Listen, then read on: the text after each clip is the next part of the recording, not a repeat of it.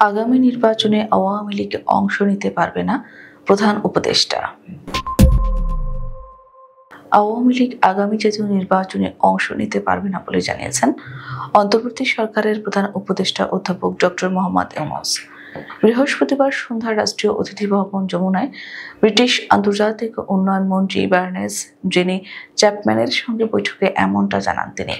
শুক্রবার প্রধান উপদেষ্টার প্রেস উইং থেকে এক বিজ্ঞপ্তিতে এ তথ্য জানানো হয়েছে। বৈঠকে ফেব্রুয়ারির নির্বাচন, অবৈধ অভিবাসন রোধ, বাণিজ্য সম্প্রসারণ, রোহিঙ্গা সংকট এবং বিমান ও সামুদ্রিক খাতে সহযোগিতা বৃদ্ধির মতো বিষয় নিয়ে আলোচনা হয়। প্রধান উপদেষ্টা বলেন, নির্বাচন হবে অংশগ্রহণমূলক এবং ভোটার উপস্থিতি হবে ব্যাপক। তিনি উল্লেখ করেন, স্বৈর শাসনের 16 বছরের সময়কালে বিকৃত 3টি নির্বাচনে ভোট দেওয়ার সুযোগ না পাওয়া কোটি কোটি যুবক এবার প্রথমবার ভোট দিতে যাচ্ছেন।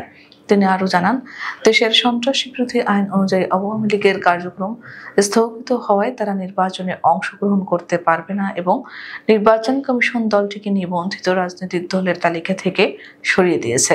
প্রধান উপদেষ্টা বলেন, জুলাই চার্টার বাংলাদেশের জন্য এক নতুন সূচনা হবে, যা গত বছরের জুলাই-আগস্টের ঐতিহাসিক বিদ্রোহে অংশ নেওয়া লাখ লাখ মানুষের আকাঙ্ক্ষা প্রতিফলিত করবে।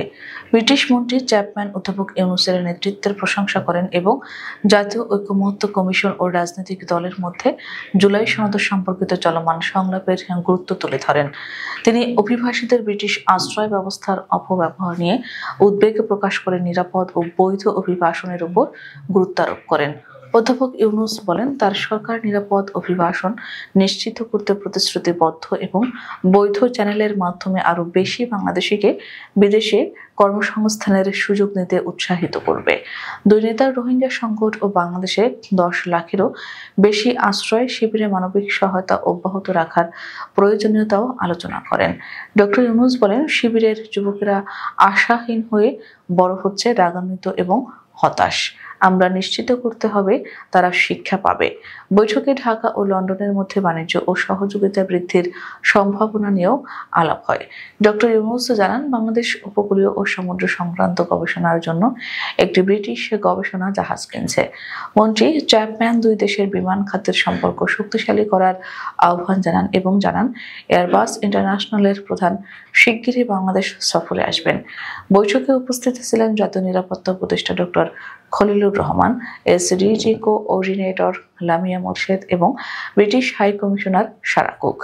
উল্লেখ্য, বাংলাদেশের প্রধান উপদেষ্টা অধ্যাপক মোহাম্মদ ইউনূসের নেতৃত্বাধীন অন্তর্বর্তী সরকার গত বছর অগস্টে ক্ষমতাচ্যুত আওয়ামী লীগ এবং এর অঙ্গ সহযোগী সব সংগঠনের কর্মকাণ্ড নিষিদ্ধ ঘোষণা করেছে।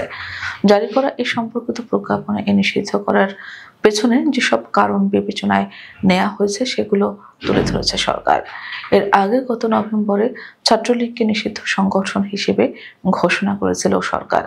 সম্প্রতি সাবেক প্রেসিডেন্ট আব্দুল হামিদ বিদেশে যাওয়ার ঘটনাকে কেন্দ্র করে জুলাই আন্দোলনে নেতৃত্ব দেয়াদের নেতৃত্বে গড়ে ওঠা রাজনৈতিক দল জাতীয় নাগরিক পার্টির নেতারা আওয়ামী লীগকে নিষিদ্ধের দাবিতে অবস্থান কর্মসূচি ঘোষণা করে। এরপর প্রধান উপদেষ্টার বাসভবনের সামনে থেকে শাহবাগ পর্যন্ত এলাকায় বিভিন্ন কর্মসূচি পালনের পর বৃহস্পতিবার উপদেষ্টা পরিষদের বিশেষ সভায় জুলাই-আগস্টের হত্যাকাণ্ডের দায়ে আওয়ামী লীগের বিচার শেষ না হওয়া পর্যন্ত দলটির কার্যক্রম নিষিদ্ধের সিদ্ধান্ত নেওয়া হয়।